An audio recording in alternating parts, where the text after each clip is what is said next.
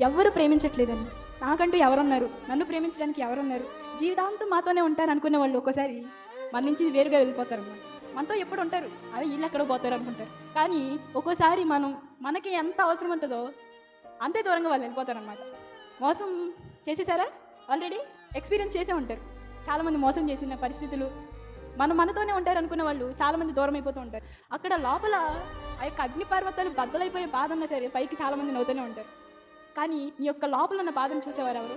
యేసయ్య మాత్రం. మనం మనుషులను నమ్ముకుంటే ఏదో ఒక రోజు మనల్ని ఖచ్చితంగా విడిచి వెళ్ళిపోతారు. అంటే మనకున్న వారందరూ విడిచిపెట్టి వెళ్ళిపోతారు. వెళ్ళిపోయిన తర్వాత అనుకుంటారు వాళ్ళ కోసం నేను అంత చేశాను, వాళ్ళ కోసం నేను ఎన్ని త్యాగాలు చేశాను, అయినా నన్ను విడిచిపెట్టి వెళ్ళిపోయారు. కానీ మనతో ప్రతి నిమిషం మన గురించి ఆలోచించేవారెవరు?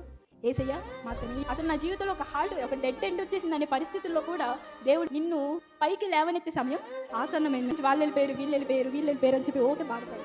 ఎందుకంటే మన జీవితం నుంచి ఒకరిని దేవుడు తీసివేశాడు అనంటే ఒక పర్పస్ ఉండబట్టే దేవుడు వాళ్ళని తీసేస్తాడన్నమాట. కానీ దేవుడు తీసివేస్తే మళ్ళీ నెక్స్ట్ వచ్చేది దేవుడు ఎవరైతే మనకిస్తారో వాళ్ళు మాత్రం ది బెస్ట్గా ఉంటారనమాట. ఇది కోల్పోయాను అది కోల్పోయానని చెప్పి ఎన్నడూ బాధపడద్దు. దేవుడు మనకిచ్చేది ప్రతిసారి బెస్ట్గానే ఉంటుంది.